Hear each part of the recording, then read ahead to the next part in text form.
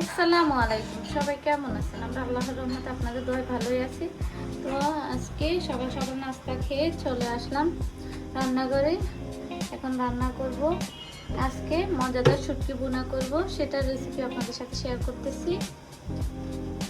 তো এখানে শুটকিগুলোকে সিদ্ধ করে পানি আলাদা করে নিয়েছি। এই পানিটা দিতে হবে, পানি না দিলে টেস্টটা ভালো আসবে না। এখানে রসুন নিয়েছি, ইন্ডিয়ান বড় রসুনগুলোকে একটু কুচি করে নিয়েছি। এইখানে শুটকিগুলোকে যে সিদ্ধ করে নিলাম ওইগুলার কাঁটাটা বেছে নিতেছি।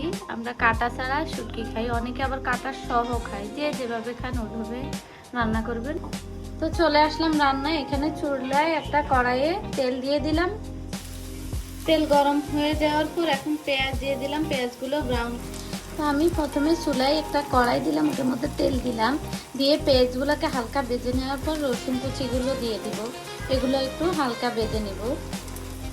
আমি এখানে হাফ চামচ লবণ দিয়ে দিব পরিমাণ মতো। শুটকিতে লবণ থাকতে পারে, সেজন্য দেখে দিব, পরে আবার দেওয়া যাবে। আমি এখানে 1 চামচ মরিচের গুঁড়া দিব, মরিচের গুঁড়াটা লাগবে, 2 চামচ দিলাম। 1 চা চামচ দিব হলুদের গুঁড়া, 1 চা চামচ জিরা গুঁড়া দিব, 1 চা চামচ দিব রসুন বাটা। এবার মশলাগুলোকে ভালো করে ভেজে নিব, একদম ভাজা ভাজা করে নিব। এবার অল্প একটু পানি দিয়ে মশলাগুলো ভালো করে কষিয়ে নিব, যাতে মশলার একটা কাঁচা ভাব ওটা চলে যায়। আমি কিন্তু ওই যে শুটকি সিদ্ধ করা রাখা সেই পানিগুলো ইউজ করব, এখানে এক্সট্রা কোনো পানি ইউজ করব না। এই যে এখন মশলাটা ভালো করে পানিগুলো শুকিয়ে নিব, মশলাটা ভালো করে কষিয়ে নিব। আমি একটা টমেটো ইউজ করছি, কেউ চাইলে দিতে পারেন আবার নাও দিতে পারেন, এটা টেস্ট অনুযায়ী, আর এটা অপশনাল, আপনাদের কারো ভালো না লাগলে দিবেন না। এই যে এখানে কাটা বেছে রাখা, এখন শুটকিগুলো দিয়ে দিব। আপনারা চাইলে কাটা না বেছেও দিতে পারেন, যার যেভাবে ইচ্ছা ওইভাবে দিয়ে। এখন শুটকিগুলো দিয়ে ভালো করে কষিয়ে নিই। তো এই যে দেখেন পানিগুলো একদম শুকিয়ে গেছে, এখন ভাজা ভাজা করে নিয়েছি। আমার শুটকি বোনা হয়ে গেছে, মজাদার শুটকি বোনা।